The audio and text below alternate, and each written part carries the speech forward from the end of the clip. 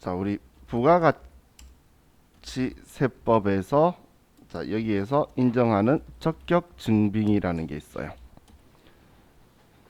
적격 증빙은 우리가 세법이 인정하는 증빙 서류를 적격 증빙이라고 하는 거예요.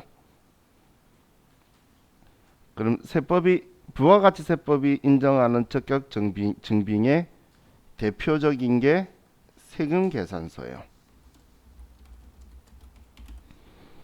세금 계산서를 텍스 인보이스라고 해서 TI라고 저도 많이 쓰는데,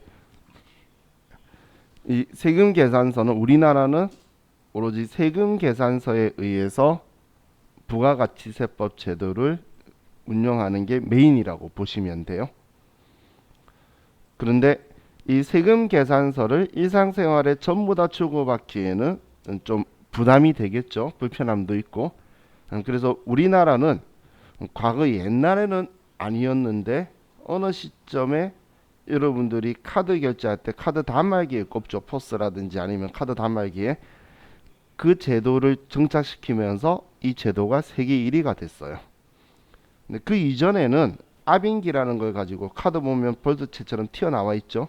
그걸로 이렇게 긁어서 한 장은 그 매입자 그 카드 주인이 가지고 하나는 판매한 가맹점이 가지고 한 장은 이제 그 은행 문 닫기 전에 은행에 가져다 주면 은행에서 돈을 입금해 주는 방식일 때는 부가가치세법이 신용카드나 이런 것들은 아예 인정 안 하는 서식이었어요.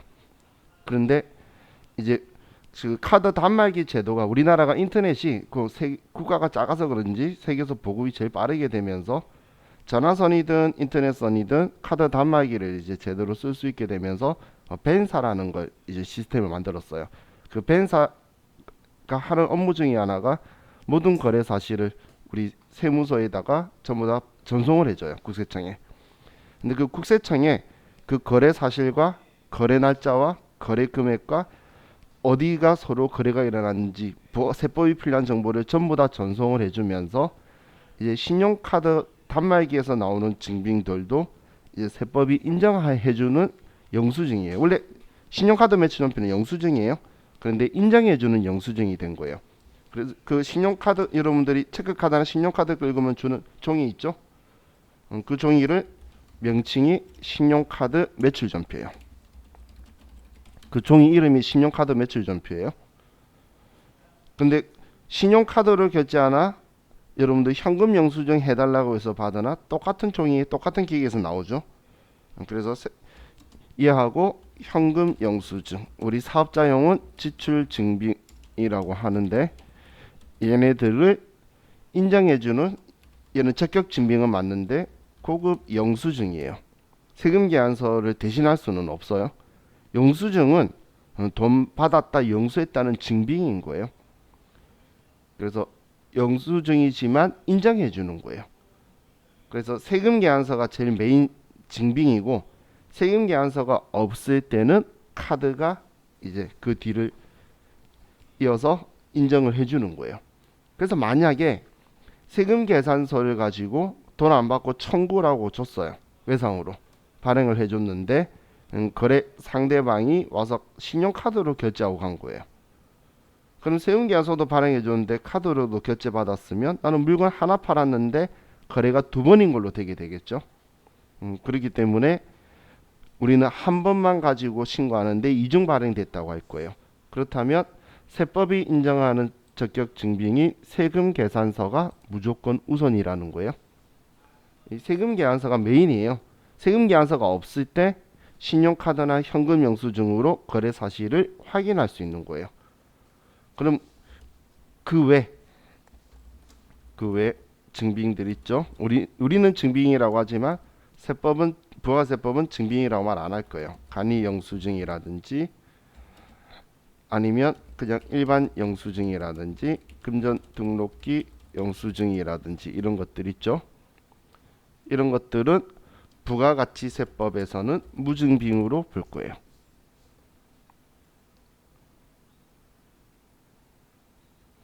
무증빙이라는 거는 그냥 아무 세법이 인정하는 증빙 서류가 아예 없다는 거예요.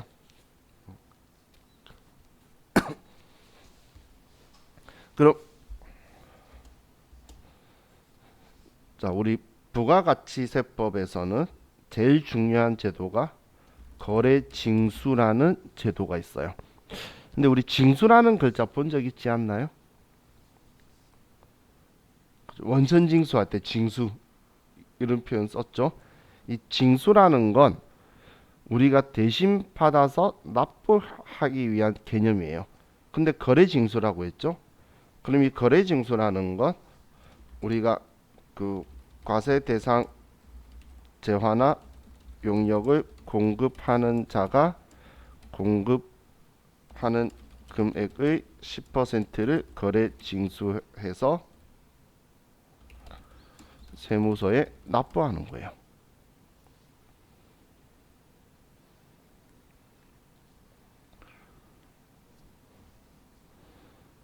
자, 예를 들면 이런 걸 이야기하는 거예요. 여러분이 사업자예요. 그럼 저한테 물건을 100만 원짜리를 팔죠.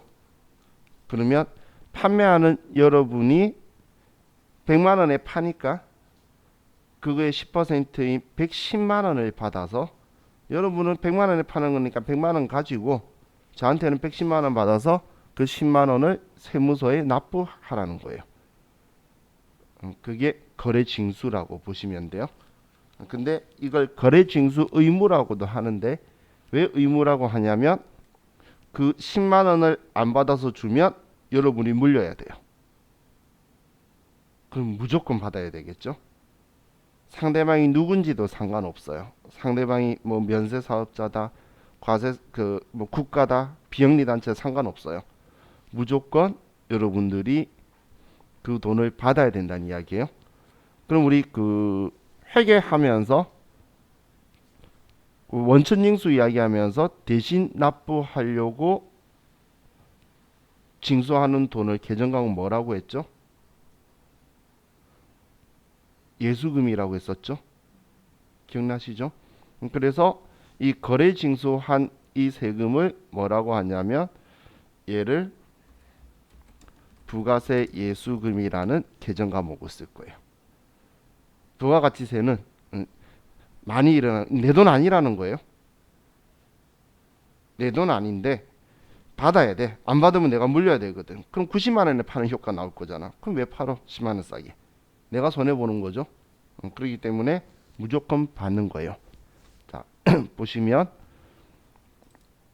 자, 이렇게 아이고. 이렇게 원리가 된다고 보시면 돼요.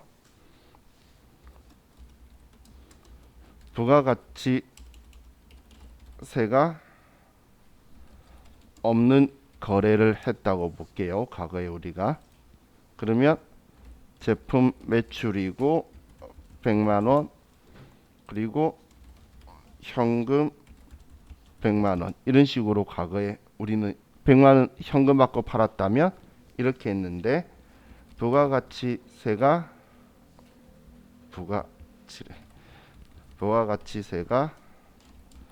있는 거래를 하게 되면 우리는 대변의 제품 매출 100만 원이 되고 근데 나는 내가 판 물건 가격의 10%예요. 그렇기 때문에 우리는 110만 원을 받아야 된다는 이야기예요. 그러면 차이 나는 이 10만 원을 부가세 예수금이라는 개정 과목을 쓸 거예요.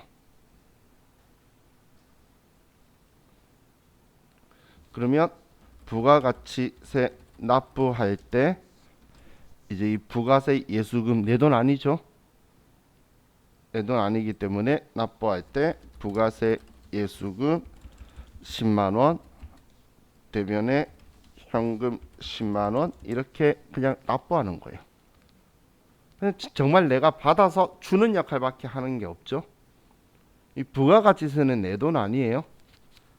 제가 나중에 이론 시험할 때 이론으로 설명드릴 때 제가 계속 강조할 건데 여러분들이 회사 갔는데 회사 사장님이 부가가치세 납부하는 게 부담스럽대. 그 회사 다니면 안 되는 회사예요. 자기 돈 아니거든.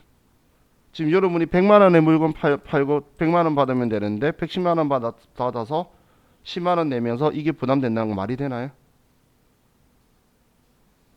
지금 같은 물건을 파는 건데 얘는 더 받아서 주기 위해서 한 거예요. 지금 자기 돈 아닌데 예수금을 자기 것처럼 생각했기 때문에 부담스럽다는 말도 안 되는 소리가 나오는 거죠. 이 사람은 사업에 자질이 없는 사람이에요. 왜냐면 세금의 개념 자체도 모르는데 무슨 사업이야. 그죠? 이게 지 돈이 아니라는 것도 몰라요. 한국은 110만 원 하면 사람들이 별로 안 좋아해요. 우리나라는 조세장이 엄청 큰 국가예요. 그렇기 때문에 간접세 형태로 이렇게 떼는데 여러분들한테 내라 그러면 안 낼 거란 말이에요.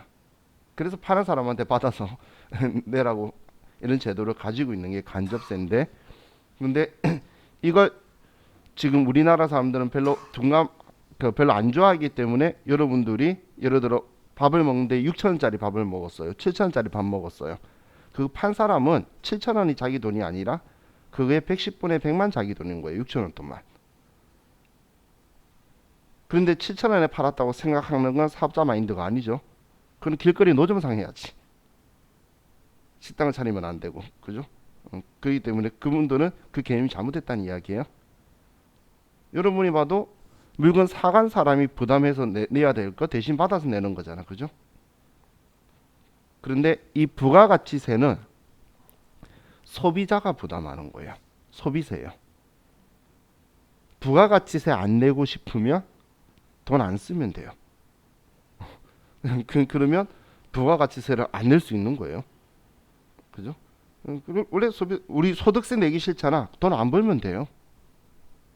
벌면 내야 되는 거고. 그것처럼 소비세도 내기 싫으면 소비 안 하면 되는 거예요. 그럼 소비하는 사람이 내는 건데 중간에 우리 일반적으로 사업자들 구조 보면 공장이 있고 도매상이 있고 소매상이 있고 뭐 그래서 최종 소비자한테 가죠. 그럼 그 사이에 있는 도소매업자들은 부가가치세를 부담할 필요가 있느냐? 없다라는 이야기예요. 없다는 이야기예요. 그런데 그럼 부가가치세 있는 거래할 때 그 사람한테 이 돈을 안 받느냐? 그러진 않는다는 거예요. 다 받는 거예요. 지금 제가 위에 적은 얘는 매출자의 입장인데, 자, 반대되는 입장으로 매입자 입장으로 볼게요. 이 회사가 제품을 팔았는데 매입자 입장에서 부가가치세가 없는 거래라고 하면, 자, 여러분들이 사는 거예요. 사는 거면 뭐 차변에 원재료를 내 입장에서는 얘가 원재료인 거예요. 그리고 현금 100만 원이다 이렇게 쓰게 될 거예요. 그런데 부가가치세가 있는 거래를 하면 차변에 원재료 100만 원 샀는데 상대방이 110만 원 달래요. 그러면 110만 원을 지급할 건데, 지금 저는 사업자라 그랬죠. 쓰려고 산 게 아니에요. 그럼 이 돈을 부담할 필요가 없어요. 그래서 이 10만 원을 나한테 돌려줄 건데, 내가 세무서가 받아서 돌려줄 거예요, 나한테. 여러분은 볼펜을 한 자루를 사든 커피 한 잔을 마시든 부가가치 안 돌려주죠. 사업자는 돌려줄 거예요. 그럼 그 돌려받으려면 어떻게 해야 되냐면 세금계산서를 받아서 세무서에 줘야 되는 거예요. 난 부담할 필요 없는 사업자인데 이 돈 줬어요. 그러면 받은 사람이 나한테 세금계산서를 주는 거야. 자기가 받았다는 얘가 이렇게 받으면서 저한테 세금계산서를 주는 거예요. 그럼 난 세금계산서를 세무서에 내면 세무서가 나한테 10만 원 돌려줄 거라는 거예요. 한마디로 나는 최종 소비자가 아니고 사업자라는 걸 증빙하는 거예요. 그럼 그렇게 되면 나는 얘 나한테 돌아오겠죠. 그래서 부가세 대급금이라는 계정 과목을 쓸 거예요. ERP 프로그램에서는 부가세 선급금이라고도 해요. 이건 내 돈이에요. 돌아올 거예요. 늦어도 7달, 8달 안에 돌아올 거예요. 자, 늦어도라고 말했죠. 그러면 이제 세금을 납부하는 게 아니고 돌려받는 걸 환급 받는다고 표현하는데, 환급을 받게 되면 그러면 나는 이 10만 원을 이제 받으면서 부가세 대급금을 지워주는 게 원리인 거예요. 그럼 우리 회사 입장에서는 100만 원에 그냥 물건 산 거죠. 부가세 부담하지 않는 거잖아. 일단은 형식상 주는 거예요. 누구든지 간에 전부 다 주고, 엄청 중요한 거예요. 누구든지 간에 무조건 다 줘야 돼. 근데 내가 부담하면 안 되는 사람이면 안 주는 게 아니고 줬다가 세무서에 돌려받는 거예요. 내가 돌려받을 수 없는 사람이면 못 돌려받는 거고, 돌려받을 수 있는 사람이면 돌려받는 거지, 물건 사면서 부가가치세를 안 주는 건 없어요. 줬다가 돌려받는 방식인 거예요. 개념 이해 가시죠? 자, 그럼 제가 또 다른 예를 들어 볼게요. 우리 회사가 이번 신고 기간 동안 거래가 2개가 있었는데, 하나는 매출 거래로 대변에 제품 매출이 100만 원이고 10만 원의 부가세 예수금이 나와서 110만 원을 받았어요. 그리고 우리가 물건 원재료 산 게 있는데, 차변에 원재료 60만 원 사고 6만 원의 부가세 대급금을 해서 66만 원을 줬어요. 자, 이런 거래가 발생한 거예요. 그럼 자, 10만 원은 내 돈 아니니까 예수금이니까 세무서에 내면 되겠죠. 6만 원은 내 돈이니까 6만 원 돌려받으면 되겠죠. 이건 받아서 세무서에 낼 돈이고, 이거는 내가 그래 상대방한테 주고 돌려받을 돈이고, 10만 원은 낼 돈, 6만 원은 돌려받을 돈. 그럼 굳이 10만 원 다 주고 6만 원 돌려받을 필요 있을까요? 4만 원만 주면 되겠죠. 이해가시나요? 그 정리하는 게 부가가치세 신고예요. 이거 정리하는 게 부가가치세 신고 정리하는 게 받은 거 이거 낼 거 하고, 내가 부담하면 안 되는데 부담에 줬던 거 있죠? 돌려받을 돈들, 이걸 뺀 돈을 신고할 때 낼 거라고 정리하는 거예요. 그러면 부가가치세 정리 분계를 하면 우린 얘 이제 지워야 될 거잖아. 그죠? 얘 지우기 위해서 부가세 예수금이다. 10만 원.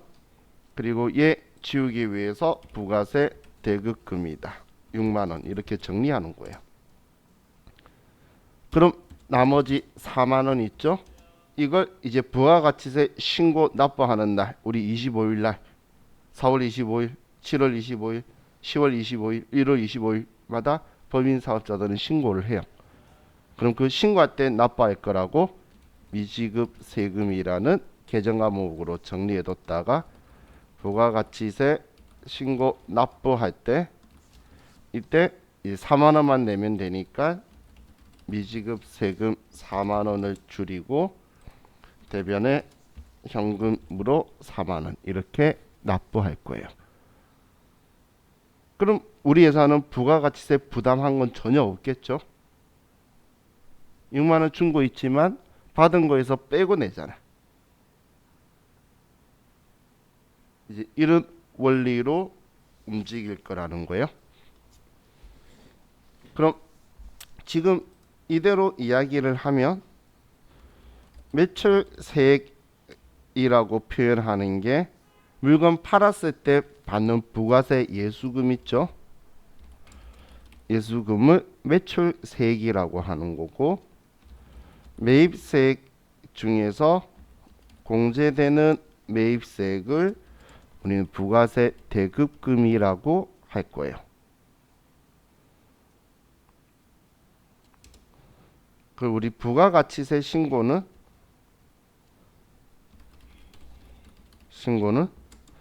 매출세액에서 공제되는 매입세액을 빼면 납부 또는 환급세액이 나오는 방식을 가지고 있다고 보시면 돼요. 내가 낸 돈이 더 많으면 돌려받는 거예요.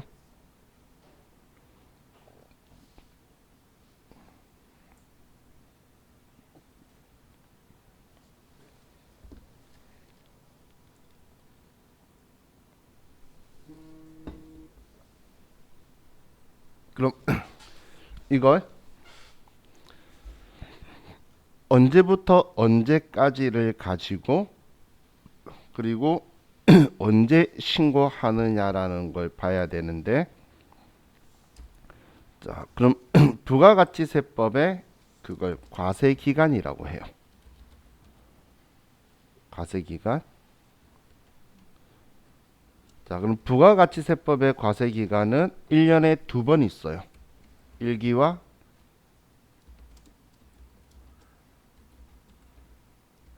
2기.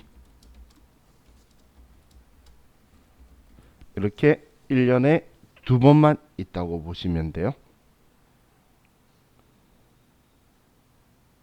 과세기간은 2번이에요. 과세기간. 그런데 임시적인 기간, 예정 신고 기간이라는 게 있는데 얘는 임시 성격의 기간이에요. 세금 빨리 거두려고 만든 거예요.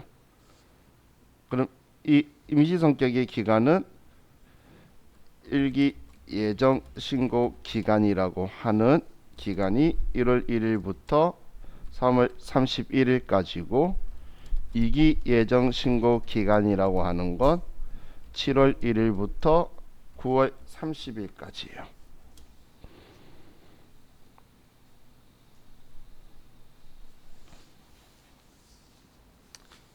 자, 그럼 이거에 대해서는 법인 사업자는 꼭 해야 되는데 예정 신고 기간에 맞춰서, 그런데 개인 사업자나 법인 사업자 중에서도 매출액이 10억 이하로 작은 회사들은 안 해도 돼요. 10억이 아니라 죄송해요. 1억 5천으로. 근데 그래서 여러분들 개인 사업자는 예정 신고라는 걸 안 해요. 근데 할 수는 있어요. 안 하는 게 아니고 예정 고지라는 걸 받아요. 나중에 여러분들이 보시면, 그래서 예정 고지라는 건 전 과세 기간에 예를 들어 지금 2기예요. 아니면 올해 4월 25일 날 봤을 때 2020년 7월 1일부터 12월 31일까지 해서 세금 낸 거 있겠죠. 부가가치세. 그게 절반을 4월 25일 날 내라고 예정 고지를 해주는 게 개인 사업자예요. 여러분들 고지서라는 이야기 들어본 적 있죠? 고지서는, 고지라는 말은 알려주는 거예요. 너 이번에 이만큼 내. 그럼 이의가 없으면 그거 내면 끝인 거예요. 안 내는 게 아니에요. 개인 사업자도 내는데, 근데 내가 이렇게 매출세액, 매입세액 정리하는 게 아니라 그냥 전 과세기간 대비해서 절반을 미리 내는 거예요. 그러면 올해 이제 6월 30일까지 사업하면 7월 25일까지 6개월 동안 한 것 중에 4월 25일 날 낸 거 뺀 나머지만 내는 거예요. 그게 개인 사업자가 하는 거고, 법인 사업자는 그게 아니고 이렇게 먼저 1월 1일부터 3월 31일까지 계산해서 신고서까지 작성해서 신고를 하고, 그 다음 확정 신고라고 표현을 하는데, 이제 6월 30일까지 한 거를 7월 25일까지 6개월간 했던 걸 해서 계산해서 예정 신고 때 한 걸 빼고 신고하는 거예요. 항상 신고는 우리가 확정 신고라고 부르는 게 있어요. 원래 옛날에 저희 교수님은 확정 신고라고 하지 말라고 말했는데, 근데 너무 옛날 이야기인지 이제 일반적으로 얘를 확정 신고라고 부르는 게 자리가 잡았어요. 근데 그 당시에는 이 말이 안 맞는 건 안 맞는 말이 맞는데 관습을 따라야지. 확정 신고라면 거의 대다수가 아니까. 그러면 1기 확정 신고는 어떻게 하냐면 1월 1일부터 6월 30일까지 한, 얘가 과세기간이죠. 과세기간 분의 빼기 예정 신고분을 빼면 확정 신고분이 나오는 거예요. 그럼 예정 때 누락한 거 있으면 확정신고 때 신고하는 거예요. 과세기간 안 끝났거든. 과세기간은 넘나들 수 없어요. 하지만 예정신고다 뭐다 이렇게 말하는 건 아직 이번 신고 기간이 안 넘어갔죠. 자, 예정신고는 임시 성격이라 그랬어요. 정말 순수하게 실제로 세금 빨리 걷고 세무공무원의 업무를 간소화시키려고 만든 거예요. 그래서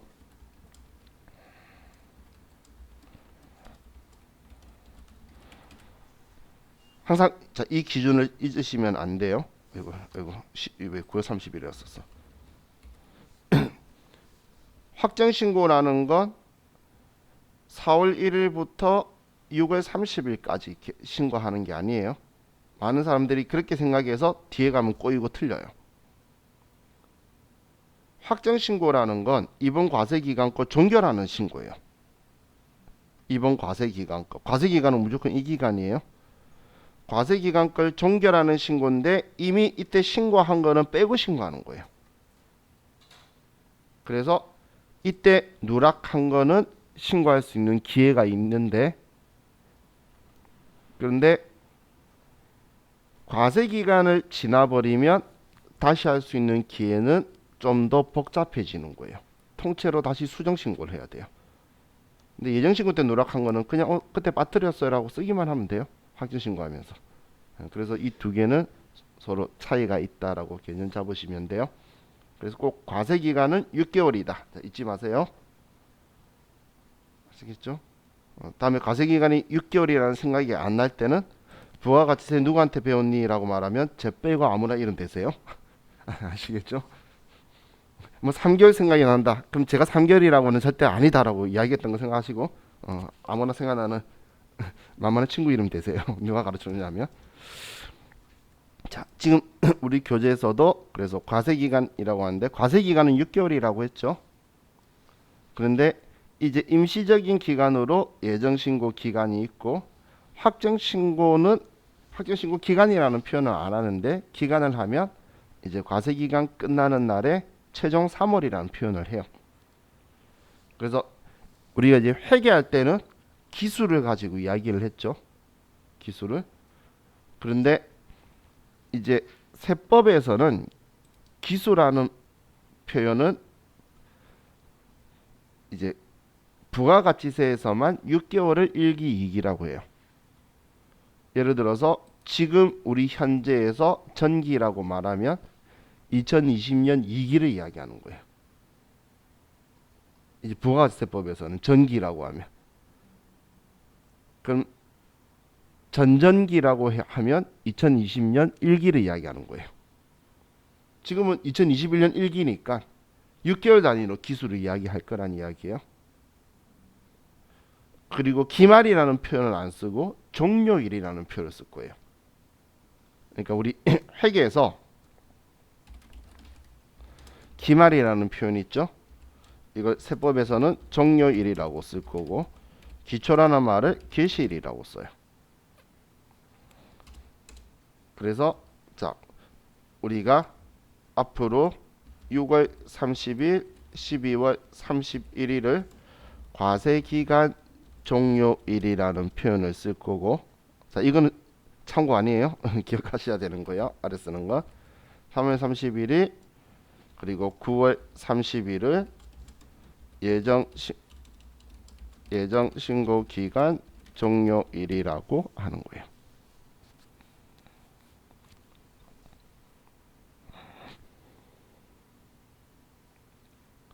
자, 이거는 참고가 아니고 여러분이 인지하셔야 되는 용어예요. 왜냐하면 앞으로 이런 표현들이 있어요. 과세기간 종료일로부터 25일 이내 이러면 1년에 2번 하라는 거예요. 그런데 예정신고 기간 또는 과세기간 종료일로부터 얼마 이내 이런 표현을 하면 1년에 4번 하라는 거예요. 얘를 언급하냐 안 하냐에 따라서 얘는 끼고 안 끼고 하는 거지 얘랑 같이 넣을 수 있는 레벨은 아니에요. 임시기간이라 그랬잖아요. 그래서 일반적으로 세금을 빨리 걷고자 하는 거는 예정신고 기간 또는 과세기간 종료일이라고 1년에 4번이라고 말할 거고, 우리한테 돌려주는 거는 과세기간 종료일로부터 언제 1년에 2번만 돌려주겠다고 갖고 있어요. 그래서 실질적으로 예정신고 때는 그래서 부가가치세 환급을 안 해줘요. 확정신고 때만 해줄 거예요. 자, 이게 우리 이제 신고 기간입니까? 그럼 우리 부가가치세 신고는 이 예정 법인 사업자는 그래서 예정 신고 기간 또는 과세 기간 종료일로부터 다음 달 25일까지 신고하는 거예요.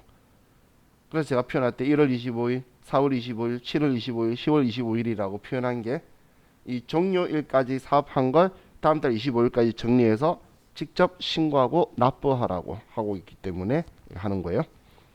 자, 이 부가가치세는 여러분들이 좀 정확하게 숙지하셔야 될 게 여러분들이 개인 사업자인 회사에 가지 않는 이상 요즘 지금 현재는 부가가치 신고는 회사가 직접 해요. 세무사무실에 안 맡겨져. 왜냐면 창피하거든. 그 세무사무실을 물어보면 세무사 사무실 직원한테 좀 무시당해서 자존심 상할 거예요. 여성분들이 참 대단한 게 세무사 사무실 직원이 그 자기 거래처인 회사 직원들 있죠. 거래처에 이제 있는 경리 업무 보시는 분들한테 말하는 말투가 두 가지 말투가 있는데 이렇게 해주시면 안 돼요라고 말하는 말투가 있고 이렇게 해주셔야 돼요라고 말하는 말투가 있어요. 똑같은 걸 말하는데 그건 초반 기선제압에서 이미 이야기가 끝난 거예요. 모르면 시켜요. 세무사무실 직원은 거래처가 작아야 30개, 많으면 한 60개, 70개 가지고 있어요. 그럼 얼마나 많은 사람들을 나름 컨트롤하고 업무를 하기 위해서 받겠죠. 그래서 상대방이 모르면 지시하듯이 말해요. 이렇게 해주셔야 된다고. 근데 아는 사람이죠. 그러면 좀 부탁을 해요. 이렇게 해주시면 안 될까요, 여러분? 여러분 안 그럴 것 같죠? 나중에 여러분이 세무사무실 가도 그런 말투가 구분이 갈 거고. 근데 회사 갔는데 이제 세무사무실에 맡긴다고 하는데 세무사무실에서 말투를 그런 식으로 하면 아, 얘가 지금 날 무시하고 있구나. 이런 느낌이 들고 아주 기분이 나쁠 거예요. 근데 왜 그런지 모르겠지만 뭐라고 간섭할 수는 없겠죠. 자기가 업무를 원활하게 하기 위해서 하는 거니까 우스갯소리로 세무사무실에 이거 해주는 건 서비스예요. 그죠? 그리고 부가가치세 신고는 세무사무실에서 개인 사업자 제외하고는 원래 안 해줘요. 근데 해달라고 말을 하면 창피할 거라 그랬죠.